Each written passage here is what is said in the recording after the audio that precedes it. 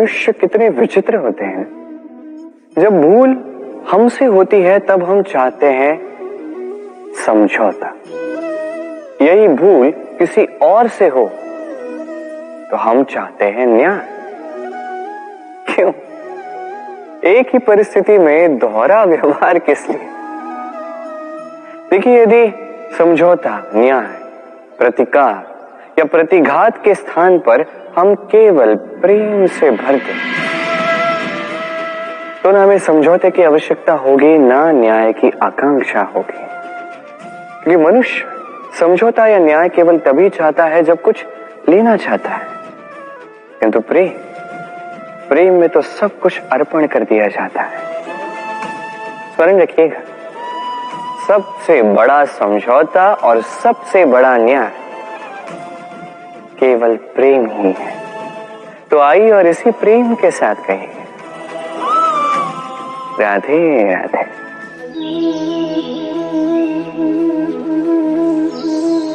क्या आपने कभी दर्पण देखा है? क्या हम में से ऐसा कौन है जिसने दर्पण नहीं देखा? सभी ने दर्पण देखा है, दर्पण में स्वयं का प्रतिबिंब भी देखा है, किंतु किसने सोचा कि उस दर्पण के पीछे क्या है, उस प्रतिबिंब के पीछे क्या होगा? होता कुछ ऐसा है कि उस कांच के पीछे एक धातु की परत चढ़ाई जाती है, जिस कारण से जब हम देखते हैं तो हमें अपना प्रतिबिंब दिखता है। अर्थात कांच को कुछ इस प्रकार कर दिया गया है कि प्रकाश जिस ओर से जाता है उसी ओर पुनः वापस लौट के आता है, तभी वो दर्पण कहलाता है। यही है जीवन का सत्य भी।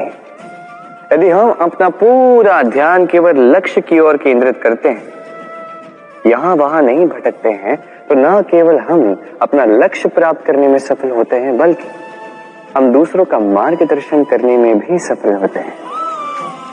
तो क्या आप बनना चाहेंगे ऐसा व्यक्तित्व? चयन आपका है। राधे राधे। पाना और खोना दोनों जीवन के अभिन्न अंग हैं। हम कुछ पाते हैं, कुछ खोते भी। कुछ स्वप्न साकार होते हैं, कुछ लक्ष्य अधूरे भी छूट जाते हैं। जीवन में ये होता ही है, हर एक के जीवन में होता है। किंतु जब भी हम किसी से मिलते हैं, हम कौन सी बातें करते हैं? हम उसी की बात करते हैं जो हमने खोया है। स्वयं भी दुखी होते हैं, सामने वाले के मन को भी दुखी कर जाते हैं। इससे कुछ विपरीत करने का प्रयास कीजिए, सकारात्मक बनने का प्रयास कीजिए। ध्यान उसी पर दीजिए, स्मरण केवल उसे ही कीजिए, महत्व उसी को दीजिए जो आपके पास है। जो आपके पास नहीं, उसकी आस में त्रास क्यों सहना?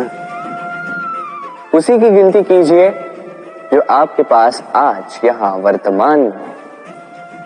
जैसे मैं कंस मामा की गिनती नहीं करता जिन्होंने मेरा बालपन झिंझोड़ा। मैं गिनती करता हूं यशोदा मैया की, मेरे बलराम दाऊ की, मेरी राधे की, जिन्होंने मेरा जीवन संजोया। आप भी यही कीजिए और मेरे साथ प्रेम से कहें राधे राधे। नाम जन्म लेते ही व्यक्ति के लिए ये नाम अत्यंत महत्वपूर्ण हो जाता है। माता, पिता, पुरोहित सारे उन अक्षरों को ढूंढने लगते हैं जिससे आपका नाम आरंभ होगा। किंतु क्या केवल नाम और राशि के एक हो जाने से सब कुछ ठीक हो जाता है? कदापि नहीं, क्योंकि आपके कर्म ये महत्वपूर्ण होते हैं, अन्य कुछ भी नहीं। देखिए, नियति भी आपके कर्मों के अनुसार ही आपका भविष्य नियत करती है। यदि आपको उदाहरण दूं, सोचिए, एक है राम और एक है रावण। दोनों का नाम आरंभ होता है रा से, किंतु एक को मिला भयानक अंत और एक समस्त ब्रह्मांड के अंतर्मन में बस गया। तो स्मरण रखिएगा, ये नाम नहीं, ये कर्म श्रेष्ठ है। यदि आपके कर्म श्रेष्ठ है तो आपका नाम कुछ ऐसा बनेगा कि संसार में कोई मिटा नहीं पाएगा। तो आइए और मेरे साथ प्रेम से कहिए राधे राधे। कई बार जब हम कर्म करते हैं, सफलता प्राप्त करते हैं, कठिन परीक्षाओं पर उत्तीर्ण होते हैं, बड़े कार्य करते हैं, हमें लगता है कि संसार से थोड़ी प्रशंसा हमें मिलनी चाहिए, अच्छा लगता है। कई बार हमें लगता है ये हमारे कर्मों का फल भी है, हमें आनंद देता है। किंतु जब हमें ये प्रशंसा नहीं मिलती तब क्या होता है?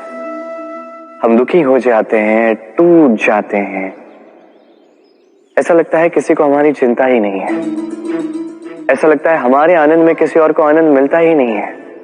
अनेक विचार आते हैं।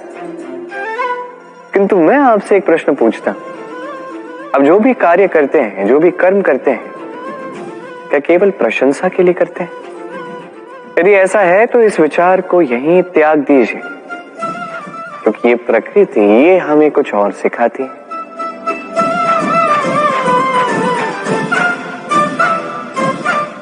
इस पुष्प को देख लीजिए, ये सुगंध जो पुष्प देता है, ये जैसे मेरे मन को उल्लासित कर देती है, जैसे मेरे मन में ऊर्जा सी भर देती है ये सुगंध।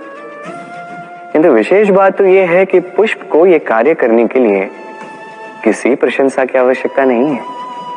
यही है प्रकृति की सीख। जो सच्चा होता है, जो सत्कर्मी होता है, उसे प्रशंसा की आवश्यकता ही नहीं, क्योंकि उसके कर्म ही उसकी सुगंध होते हैं। देखिए, इत्र जो है वो नकली फूलों पर लगाया जाता है, सच्चे फूलों को इसकी आवश्यकता ही नहीं। इसी प्रकार आप भी कर्म करते जाइए एक शुभ भाव के साथ। इस मन को सदैव सदैव शांत रखिए, साफ रखिए। यदि ऐसा करोगे तो आपके कर्म इस प्रकार सुगंधित होंगे कि आपके जीवन में केवल और केवल आनंद ही होगा। तो इसी आनंद के साथ कहिए राधे राधे।